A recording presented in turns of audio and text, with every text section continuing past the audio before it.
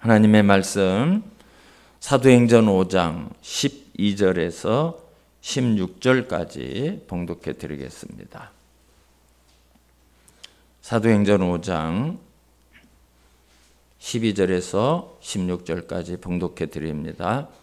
사도들의 손을 통하여 민간의 표적과 기사가 많이 일어나매 믿는 사람이 다 마음을 같이하여 솔로몬 행각에 모이고 그 나머지는 감히 그들과 상종하는 사람이 없으나 백성이 칭송하더라. 믿고 주께로 나오는 자가 더 많으니 남녀의 큰 무리더라.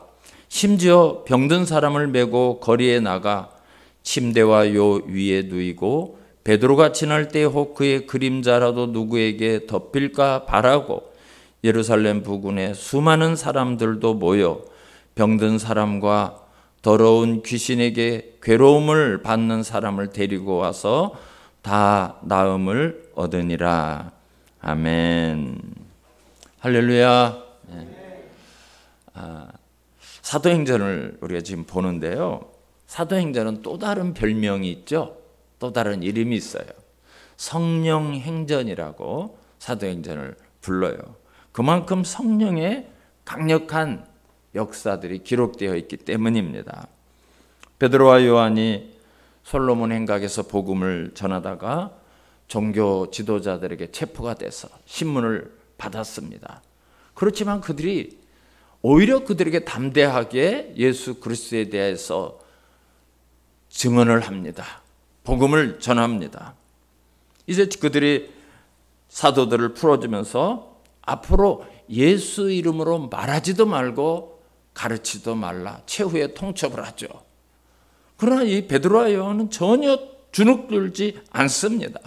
하나님 앞에서 너희 말을 듣는 것과 하나님의 말씀을 듣는 것 어느 것이 옳은지 너희들이 판단하라. 우리는 보고 들은 것을 말하지 않을 수 없다. 이런 담대한 선언을 하게 됩니다. 여러분, 사도들이 원래 그런 사람이 아니었죠. 예수님이 체포되는 그날 걸음아 날 살려라 뒤도 돌아보지 않고 달아났던 사람이 사도들이었어요.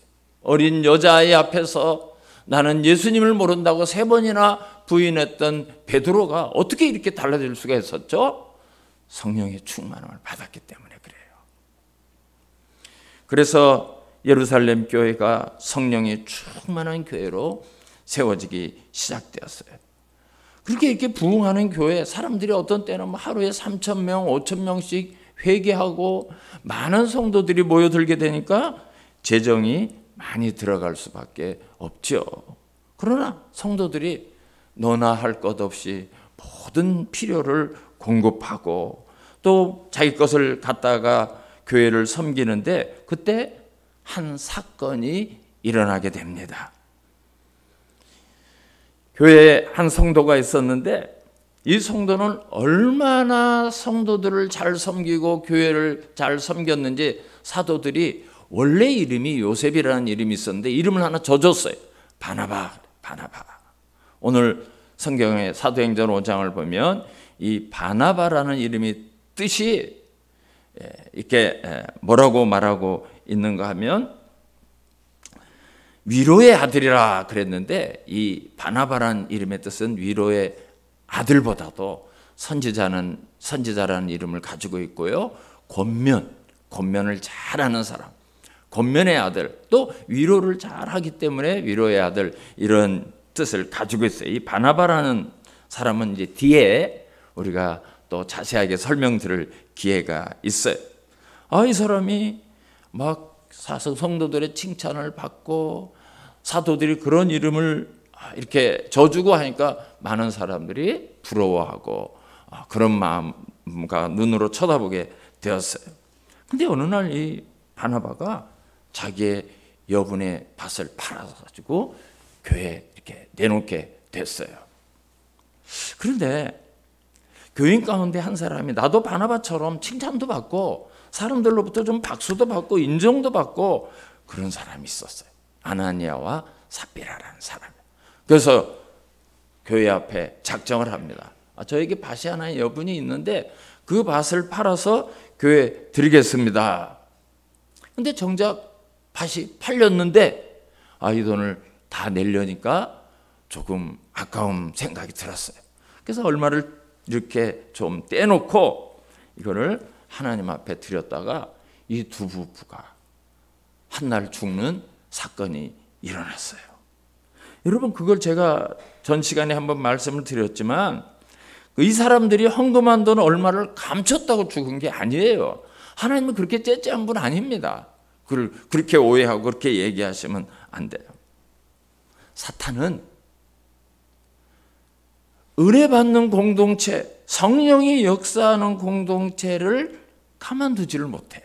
그게 사탄이 하는 일이에요. 부흥하는 예루살렘 교회, 이제 막 은혜가 충만한 예루살렘 교회, 성장하는 예루살렘 교회를 가만두고 볼 수 없다고 사탄이 역사하기 시작한 거예요. 그 사탄의 도구로 쓰여진 사람이 바로 아나니아와 삽비라입니다. 5장 3절, 사도행전 5장 3절을 제가 다시 한번 읽어드리겠습니다. 지난 시간에 한번 읽었던 내용이에요. 베드로가 이르되 아나니아여 어찌하여 사탄이 내 마음에 가득하여 내가 성령을 속이고 땅값 얼마를 감추었느냐. 땅값 얼마를 감춘 게 문제가 되는 게 아니에요. 이 아나니아와 삽비라의 마음에 성령이 가득하고 사탄이 가득하고 성령을 속이는 거예요. 성령을 그게 문제가 됐던 겁니다. 그래서 사탄이 시작하는 예루살렘 교회를 흔들어 놓으려고 이 사람들을 이용한 사건이에요. 여러분, 사탄은 이 공동체를 깨뜨리기 위해서 모두에게 다 역사하지 않습니다. 한 사람이면 좋게요. 한 사람. 사탄은 언제나 그렇게 한 사람의 마음을 공격해. 마음의 한 부분이 생각이에요. 생각을 잘못되게 하는 거예요. 생각을. 잘못된 판단을 하게 하고 다른 사람과 다른 생각을 하게 하고 자기의 생각을 가지고 그 공동체에서 주장하기도 하고 언제나 사탄은 그런 방법으로 그 공동체를 깨뜨리려고 하는 것이 사탄의 전략이에요. 그래서 아나니아와 삽비라가 죽은 거예요. 여러분, 하나님은 헌금 일부를 안 냈다고 죽이고 그런 치사한 그런 하나님, 째째한 하나님이 아니셔요. 이제 시작되는 교회, 그 거룩함, 이제 시작하는 교회의 순결함, 성령이 강하게 역사하는 이 교회를 사탄이 어떻게 하든지 무너뜨리려고 회방하는 것을 하나님이 막으시고 깨뜨려신 거예요. 교회는 단순히 사람들이 모이는 공동체가 아니라 성령이 임재하시고 성령님이 친히 다스리고 인도하는 것이 교회이기 때문입니다. 그래서 그 사건 이후에 이제 교회에 어떤 반응이 일어났어요. 5장 11절을 한번 제가 읽어드리겠습니다. 온 교회와 이 일을 듣는 사람들이 다 크게 두려워하니라 그랬어요. 두려움을 느낀 거예요. 교회에 대해서. 짧은 시간에 이 소문이 바깥 세상에도 다 알려지게 되었어요. 그러니까 예수를 믿는 교회 안에 있는 성도들과 세상에 있는 사람들이 교회 뭔가 이 두려운 무서운 뭔가가 있구나. 그래서 이런 두려움이 느껴지게 된 겁니다. 근데 중요한 것은 사람들이 그런 두려움을 가졌는데 이 두려움이 어떤 결과를 가져오게 되었는가. 오늘 우리가 그거를 좀 보려고 하는 거예요. 그것이 오늘의 말씀의 본론이 됩니다. 성경을 보니까 긍정적인 결과도 나오고 부정적인 결과도 나왔어요.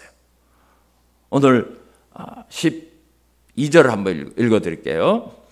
이제 긍정적인 결과가 나오는 거예요. 사도들의 손을 통하여 민간의 표적과 기사가 많이 일어나며 믿는 사람이 다 마음을 같이하여 솔로몬 행각에 모이고 그랬어요.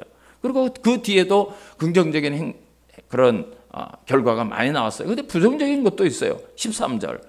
그 나머지는 감히 그들과 상종하는 사람이 없으나 그랬어요. 나머지 사람들은 이렇게 긍정적인 은혜를 받고 깨달음을 얻고 또 교회를 제대로 깨달은 사람 말고 그 나머지 사람들은 그들과 상종을 안 해야 돼. 교회를 떠났다는 거예요. 교회를 떠나가 버렸어요. 달아난 사람이 생겨. 아직까지 예수를 만나지 못했던 사람들, 관중처럼 청중처럼 믿음 없이 그 공동체에 소속되어 있던 사람들은 야, 여기 영적인 세계가 있네. 우리가 알지 못하는 어떤 힘이 있네. 그걸 깨닫고는 두려워서 그냥 간 거야. 나 여기 안 있을래. 나 교회 안 다닐래. 나 예수 안 믿을래. 두 가지 반응이 일어났죠. 어떤 사람들은 야, 교회는 그냥 사람들이 모여서 친목하고 모여서 재밌게 지내고 그런 줄 알았더니 뭔가 우리가 알지 못하는 능력, 우리가 알지 못하는 힘이 있구나. 오늘부터 신앙생활 제대로 해야 되겠다. 그리고 다른 사람에게 얘기하는 거예요. 교회를 가보니까 사람들이 모이는 공동체가 거기는 하나님의 힘과 능력과 하나님이 역사하는 데더라고요. 같이 예수 믿읍시다. 교회 갑시다. 영적인 세계가 있다는 것을 깨닫고 두렵고 세상 사람들에게 그리스도에 대해서 교회에 대해서 이야기하는 사람이 생겨난 거, 이게 정상적인 반응이죠.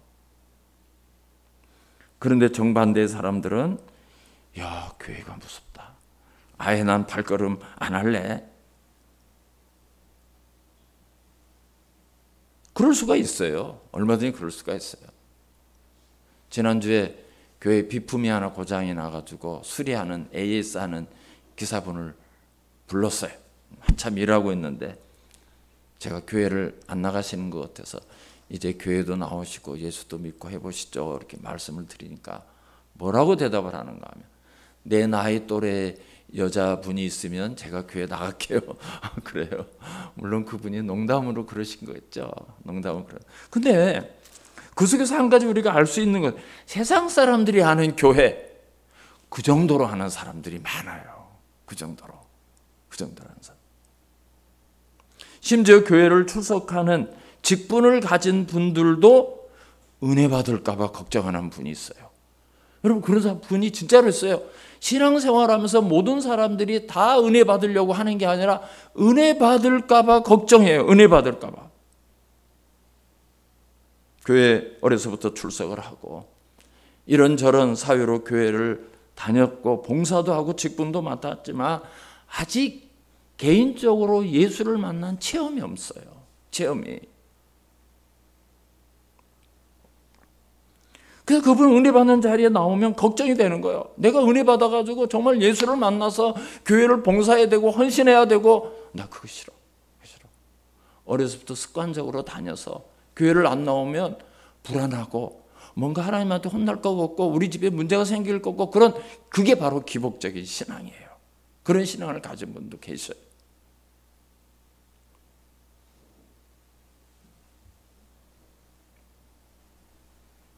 그래서 그런 분은 교회에서 중요한 게 내가 은혜 받고 정말 하나님의 그 사명과 소명을 갖고 사는 것이 아니라 사람들로부터 인정받고 박수받고 사람들로부터 칭찬받고 그게 제일 중요한 관점이에요. 여 사람이 은혜를 받든지 말든지 여 사람이 고통을 받든지 힘들든지 죽든지 말든지 그런 데는 별 상관이 없는 거죠. 그런 분들이 있더라고요. 그러나 교회는 영적인 공동체고요. 하나님의 성령이 역사하는 공동체이기 때문에 하나님은 반드시 그런 사건을 통해서 긍정적인 결과를 주셔요. 그게 교회예요. 그런 열매가 있는 것이 교회입니다. 첫 번째로 12절을 한번 보실까요? 12절. 사도들의 손을 통하여 민간의 표적과 기사가 많이 일어나매 믿는 사람이 다 마음을 갖춰요. 솔로몬 행각에 모이고 솔로몬 행각에서 예배드렸어요. 솔로몬 행각에서. 그러니까 표적과 기사가 많이 일어나고 사람들에게 성도들이 예배하는 열망이 일어나는 거예요. 두 번째로는 13절 읽어보겠습니다. 그 나머지는 감히 그들과 상종하는 사람이 없으나 그걸로 끝나지 않죠.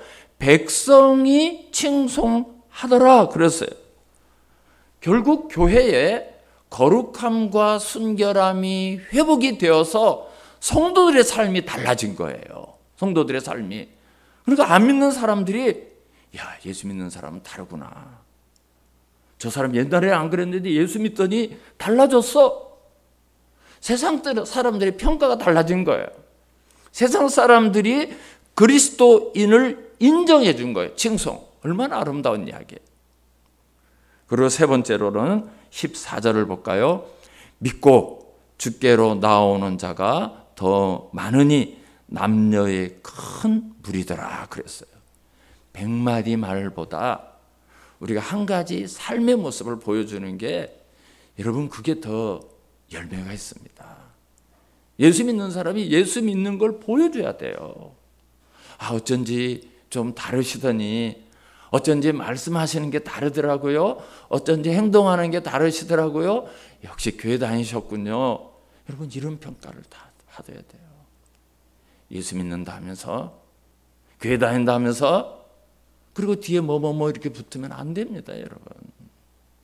우리가 삶이 달라야 여기 오늘 보니까 이스라엘 백성들이 그 성도들은 다운 삶을 살기 시작하니까 믿고 주께로 나오는 자가 더 많이 남녀의 큰 무리가 교회로 나오기 시작했다는 것을 알 수가 있습니다. 여러분 이것이 교회가 갖는 신비함이에요. 이게 바로 이런 교회의 영적인 능력이 있어야 돼요. 그게 교회 세상과 달라야 되잖아요. 세상과 달라야 돼. 그게 뭔가 영적인 능력이 나와야 되고요. 우리의 삶을 통해서 그리스도의 향기가 나야 돼. 향기가 다르더라. 냄새가 다르더라. 삶이 다르, 색깔이 다르더라. 그렇게 돼야 돼요. 똑같은 두려움이라는 사건을 경험했는데 이렇게 전혀 다른 반응을 보이고 있습니다. 이것은 교회라는 공동체는 보이시지는 않지만 하나님이 살아계시고 하나님이 간섭하시고 주장하시고 이끄시는 교회가 바로 이런 교회라는 것을 말씀해 주시는 겁니다. 그래서 성경을 보면 그 뒤에 어떤 일이 일어납니까? 15절 16절을 한번 볼까요?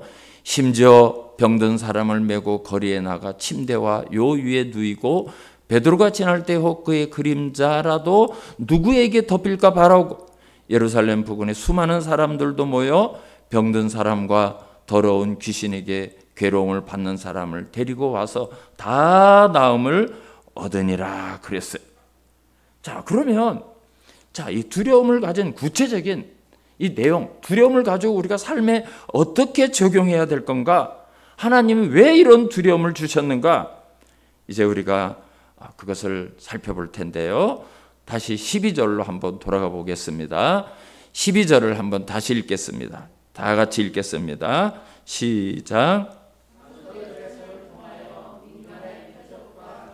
많이 일어나매 믿는 사람이 다 마음을 같이하여 솔로몬 행각에 모이고 그랬어요.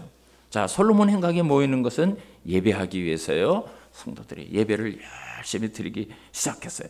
근데 그 앞에 보면 사도들의 손을 통하여 표적과 기사가 많이 일어났다 그랬어요. 그냥 일어난 게 아니고 사도들의 손을 통했다 그랬어요. 그게 이유가 있어요. 이게 성경에 기록된 이유가 있습니다. 여러분, 방금 우리가 같이 15절, 16절을 봤어요. 병든 사람을 메고 왔는데 막 거리에 침대에 요에 누웠는데 베드로가 지날 때 그 그림자로도 막 스쳐가면 낫는 그런 기적이 일어나고 막 병든 사람이 낫고 귀신에게 괴로움을 받는 사람에서 귀신이 쫓겨가고 막 그런 일이 일어났어요. 근데 여러분 이거 어디서 봤죠? 어디서 이거 들었죠? 어디서 봤죠? 예수님이 하셨죠. 지금 예수님이 했던 그 표적과 기사, 예수님이 베풀어 주셨던 은혜, 예수님이 했던 그 일들이 오늘 사도들의 손을 통해서 그대로 일어나는 것을 볼 수가 있어요. 그러니까 예수님이 했던 게 전혀 다르지 않습니다. 근데 왜 사도들의 손을 통해서 표적과 기사가 나타났다 이렇게 성경에 기록되었을까요? 그런 것도 한번 생각해 봐야 돼요. 그런 것도. 그 첫 번째 이유는 예수님은 이제 부활하시고 승천하셨습니다. 자, 예수님이 떠나가셨어요. 끝이다. 예수님은 이제 가셨다 없다. 예수님이 이 세상의 일을 끝내신 것이 아니라는 거예요. 예수님이 이 땅에 계실 때 말씀해 주셨고 가르쳐 주셨고 성경 말씀을 풀어 주셨고 병든 사람을 고쳐 주셨고 귀신을 쫓아냈고 수많은 표적과 기사를 나타내신 사역이 여전히 지금도 일어날 수 있고 사도들을 통해서 우리와 그런 관계가 여전히 연결되어 있고 함께 하신다는 것을 보여주는 거예요. 왜 사도들입니까? 그것이 왜 사도들을 통해서 일어납니까? 주님이 사도들과 약속했거든요. 마태복음 28장에 19절 20절에도 말씀하셨고요. 예수님이 승천하실 때 거기에 모인 사도들에게 말씀해 주셨어요. 약속했어요. 사도행전 1장 8절에 예수님의 그 약속이 있습니다. 사도행전 8절에. 오직 성령이 너희에게 임하시면, 성령이 너희에게 임할 거다. 기다려라. 성령이 임할 때까지 기다려라. 너희가 권능을 받고 예루살렘과 온 유다와 사마리아 땅끝까지 이르러 내 증인이 되리라. 예수님 말씀하셨어요. 그런데 그 성령이 임했어요. 성령이 임했죠. 그 성령의 권능을 가지고 하나님으로부터 오는 권능, 예수님께서 이 땅에서 베푸셨던 권능을 사도들에게 약속했는데 그 약속이 이루어지는 것을 보여주시는 거예요. 정말 말씀하신 대로 사도들이 병자를 고치고 귀신을 쫓아내고 하나님의 말씀을 이해하지 못하던 사람들이 풀어서 가르치게 되더라는 거죠. 정말 성령이 임하니까 그런 일이 일어나고 있어요. 또 하나 우리가 여기에 경건한 두려움을 통해서 이 표적과 기사를 통해서 알아야 될 것은 그리스도인들에게 표적과 기사를 통해서 하나님이 계신다. 하나님이 살아계신다. 하나님에 대한 경건한 두려움을 주시는 거예요. 우리가 그런 일을 통해서 정말 긴가민가 했는데 하나님을 의식하지 못하고 살아갔는데 하나님은 계시는구나. 하나님은 살아계시는구나. 여러분 그 하나님의 사인을 우리가 볼 수 있어야 돼요. 이게 사도들과 그 당시에 이스라엘 백성에게만 적용되는 것이 아니라 이런 사건을 통해서 나를 점검해 보고 내 신앙의 상태를 확인해 보는 기회가 돼야 되는 겁니다. 오늘 이 시대에 하나님께서 여러 가지 경고를 주시고 사인을 주십니다. 여러분 그걸 우리가 함부로 무시하면 안 돼요. 하나님은 많은 사건들을 통해서 하나님이 계시다는 사인을 보내주셔요. 여러분 우리 인간이 얼마나 교만했습니까? 돈만 주면 현대의 의학을 통해서 남자도 여자로 바꿀 수 있고 여자도 남자를 바꿀 수 있다. 남자 여자 말고 또 하나의 성 말하지 말라 거기에 대해서 말하지 말라. 이런 법도 만들고 얼마나 우리가 교만합니까? 하나님의 창조 질서를 두려움 없이 깨뜨리고 무시하고 그것을 뒤집는 것을 전혀 두려워하지 않습니다. 그런데 인간이 얼마나 약하죠? 눈에 보이지 않는 이 코로나라는 그런 세균, 그런 바이러스 그거 하나 정복을 못하더라고요. 그 앞에서 온 세계가 다 두려워 떨더라고요. 하나님이 진노의 손길을 거두어 주시지 않는다면 여러분 소돔과 고모라에 임했던 그 심판, 애굽에 임했던 그런 심판이 여전히 우리에게도 올 수 있다는 사실을 잃어버려서는 안 됩니다. 하나님이 오래 참으시는 거예요. 하나님의 긍휼과 자비하심이 우리를 살게 하시는 거예요. 우리가 인생을 방자하게 걷지 않도록 하나님은 가끔 그런 사인을 우리에게 보여주셔요. 그럴 때 우리가 깨달아야 되고요. 조심해야 되고요. 하나님 앞에서 겸손함을 잊지 말아야 돼요. 근데 교회는 꼭 그런 기능만 있는 게 아니에요. 이런 놀라운 두려움을 통해서, 이런 놀라운 표적과 많은 기적들을 통해서 오늘 우리에게 더 중요한 이유를 주시고 있어요. 14절을 다시 한번 볼까요? 믿고 주께로 나오는 자가 더 많으니 남녀의 큰 무리더라 그랬어요. 그런 경건한 두려움의 결과로 이런 일이 일어났어요. 사람들이 교회로 막 나오기 시작했어요. 교회를 찾아오기 시작했어요. 왜 이렇게 몰려올까요? 사람들이 왜 교회에 나올까요? 그런 질문을 한번 던져봐야 돼요. 대답을 해보세요. 속으로 한번 대답해보세요. 이 사람들이 왜 교회에 나오지? 이 사람들이 뭐 때문에 교회, 그 단순히 두려웠기 때문에 교회 나오는 게 아니에요. 교회를 통해서 인생의 여러 가지 문제들이 해결이 되더라고요. 아픈 사람이 교회에 와서 나아졌어요. 귀신 들린 사람이 교회에 와서 쫓겨났어요. 이거는 대표적으로 얘기하는 거예요. 수많은 우리의 인생의 문제들, 우리가 해결하지 못하는 수많은 질고들, 쉽게 말하면 우리의 기도 제목들, 우리가 정말 풀어지기를 원하는 간절한 그런 것들이 교회를 통해서 해결되고 풀어지고 깨끗하게 되는 역사가 나타나더라는 거죠. 교회에서 그런 일이 일어나야 돼. 창세기 12장을 보면, 창세기 12장 1절, 2절을 보면 하나님이 아브라함을 부르셔요. 아브라함을 부르시는데 거기서 아브라함을 약속하신 게 있어요. 여호와께서 아브라함에게 이르시되 너는 너의 고향과 친척과 아버지의 집을 떠나 내가 내게 보여줄 땅으로 가라 그러셨어요. 근데 2절에 뭐라고 약속하시죠? 내가 너로 큰 민족을 이루고 내게 복을 주어 내 이름을 창대하게 하리니 너는 복이 될지라 그랬어요. 너는 복이 될지라, 이 말씀, 너는 복의 근원이 된다. 너는 복의 통로가 된다. 너를 통해서 많은 사람이 복을 받게 된다. 이 약속을 하셨어요. 아브라함에게. 여러분, 그리스도인은 하나님이 왜 부르셨는가? 나만 복 받는 것이 아니라 내가 다른 사람에게 복을 주고 다른 사람을 살리고 다른 사람을 구원하고 다른 사람이 은혜를 입을 수 있도록 그런 통로, 그런 역할을 하는 존재로 부른 게 그리스도인이에요. 아브라함과 똑같이 우리를 하나님이 부르신 거예요. 여기 지금 불이 들어왔어요. 불이 들어왔어요. 여러분, 이 불이 저절로 들어오는 게 아닙니다. 발전소에서 전기를 만들었어요. 전기를 일으켰어요. 그러면 송전솔로와 배전솔로라는 그런 전기줄을 통해서 여기까지 오는 거예요. 자, 하나님이 복을 만들었어요. 복을 주시려고 통해요. 이 복을 받기 위해서 우리가 그런 역할을 하는 거예요. 전기를 공급하고 수도를 공급하고 도로의 역할을 하고 전달자의 역할을 하고 그런 역할로 성도를 부른 거예요. 그런 역할을.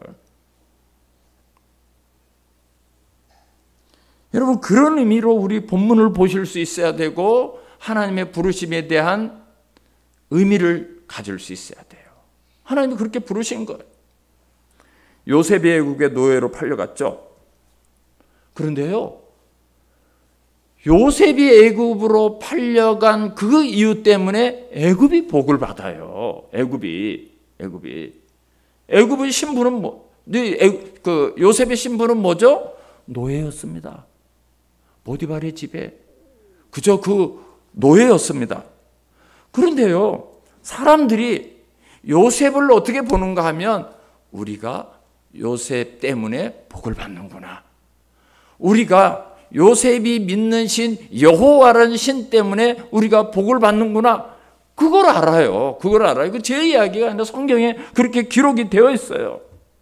그러니까 요셉의 삶에, 요셉이 감옥에 가고 요셉이 어려운 일을 당하는데 성경은 뭐라고 기록하는가 하면 그의 주인이 여호와께서 그와 함께 하심을 보며 또 여호와께서 그의 범사에 형통케 하심을 보았더라 그래요.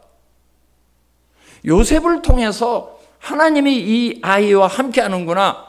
하나님이 이 아이 때문에 우리에게 복을 받게 하는구나. 그걸 알게 한 거예요. 그걸 알게 하신 거예요. 오늘도 마찬가지예요. 오늘날도 여전히 똑같습니다. 이런 삶의 비결은 똑같습니다. 그러니까 우리 그리스도인들이 어디서 무슨 삶을 살든지 나 때문에 하나님이 우리 직장을 축복하고, 나 때문에 우리 마을을 축복하고, 나 때문에 이 사회에 하나님이 지켜주시고 복을 주신다는 그런 확신과 자부심과 믿음을 가지셔야 돼요. 여러분, 이건 진리예요. 오늘 이 사도행전의 사건은 오늘 현대교회가 가장 많이 놓치고 잃어버리고 있는 가치를 드러나게 하는 거예요. 대한민국이 잘 사는 나라가 됐어요. 많은 나라가 부러워해요. 예배 전에 잠깐 우리 장로님 권사님하고 말씀을 나눴지만 세계가 부러워하는 나라가 되었어요. 우리가 전자제품을 잘 만들고, 우리가 선박을 잘 만들고, 자동차를 잘 만들고, 그래서 우리 대한민국이 잘 살게 되었습니까? 아니에요. 그것보다 더 근본적인 게 있어요. 더 근본적인 것. 그것이 우리나라를 먹여 살리고 우리 백성을 먹여 살리는 것이 아니라 그리스도인들의 간절한 기도 때문에, 하나님이 그리스도인들을 붙들고 계시기 때문에, 하나님이 그리스도인을 축복해 주시기 때문에 더불어 잘 사는 거예요. 여러분, 이런 믿음 있으십니까? 이런 확신이 있어야 돼요. 이런 확신이. 소돔과 고모라는 그 시대에 문화의 상징, 번영의 상징, 축복의 상징이었어요. 이 롯이 소돔과 고모라를 딱 쳐다보니까 어떤 평가를 내리죠? 여호와의 동산 같다. 에덴 동산 같았대요. 에덴 동산. 애굽과 같았더라. 그 당시 가장 잘 사는 강대국 애굽, 모든 것이 풍부한 나라 애굽, 그게 소돔이에요. 소돔이 그랬어요. 근데 여러분, 그 소돔이 얼마 후에 롯이 죽기도 전에 흔적도 없이 하나님의 불심판을 받아서 사라졌어요. 왜 그랬죠? 왜 그렇게 됐습니까? 예수 믿는 사람 10명이 없었어요. 예수 믿는 사람 10명이 없더라고, 그곳에. 그러니까 망하는 거예요. 사라져 버렸어요.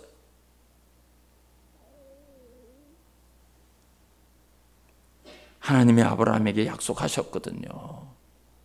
하나님, 거기 어린아이들도 있고 거기 의인도 있는데 그걸 망하게 하는 게 그게 하나님이 하시는 잘한 일입니까? 그건 아니죠. 그래? 야, 거기 의인 10명만 있으면 내가 심판 안 할게. 거기 의인 10명만 있으면 내가 그곳을 살려줄게. 근데 여러분, 그곳에 의인 10명이 없었어요. 그 사라진 거예요. 역사 가운데 없어져 버렸어요. 하나님의 심판을 받은 거예요. 여러분, 우리 대한민국이 소돔과 별 다른 게 있을까요? 소돔과 별 다른 게 있습니까? 그때나 지금이나 똑같아요. 그 창세기를 펴보세요. 오늘 우리들의 이야기를 하는 거예요. 남자가 남자를, 자기의 딸을 니들 마음대로 하고 내주지를 않나. 이 시대의 모습과 소돔의 모습 다르지 않습니다.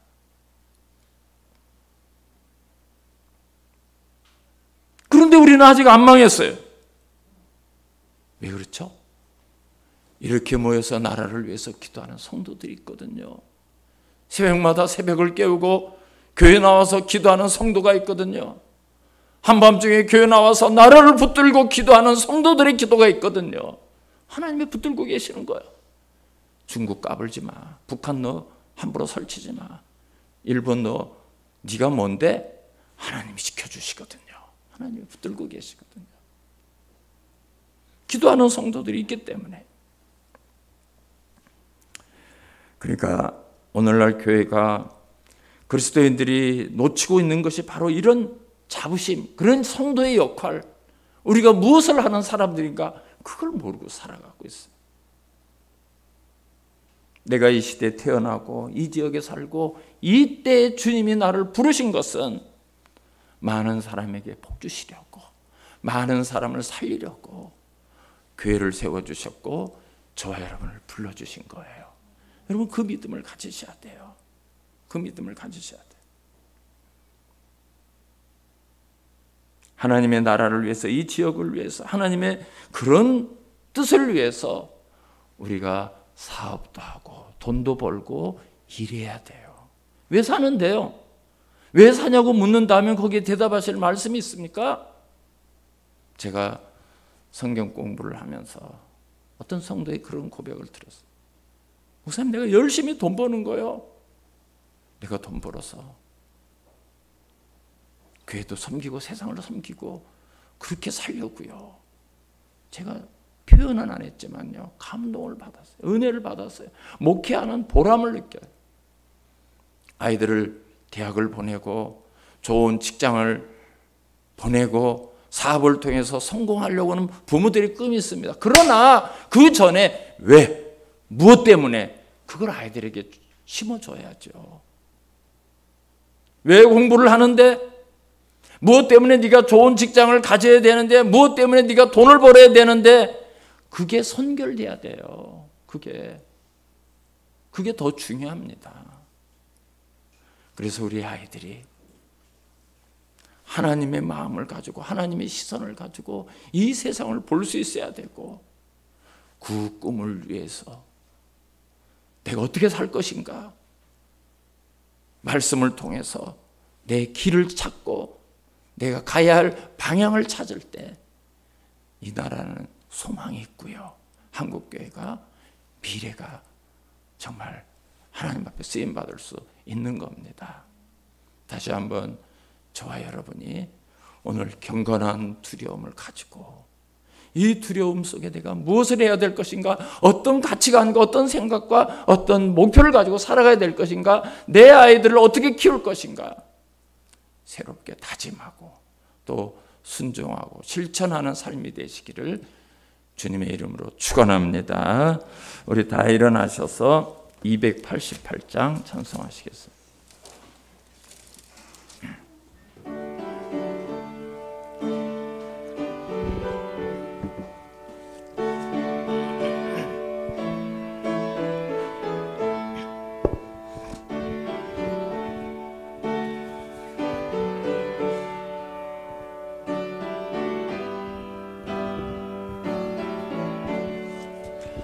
예수를 나의 구주 삼고 성령과 피로써 거듭나니 이 세상에서 내 영혼이 하늘의 영광 보리로다.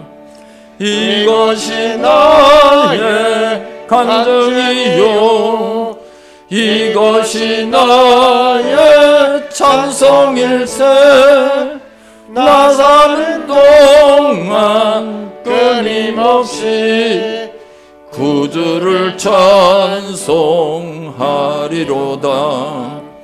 온전히 주께 맡긴 내 영, 사랑의 음성을 듣는 중에 천사들 왕래하는 것과 하늘의 영광 보리로다. 이것이 나의 간증이요, 이것이 나의 찬송일세. 나 사는 동안 끊임없이 구주를 찬송하리로다. 기쁨 누림으로 마음의 공파에 잠잠하니 세상과 나는 간 곳 없고 구속한 주만 보이도다. 이것이 나의 간증이요, 이것이 나의 찬송일세. 나 사는 동안 끊임없이 구주를 찬송하리로다.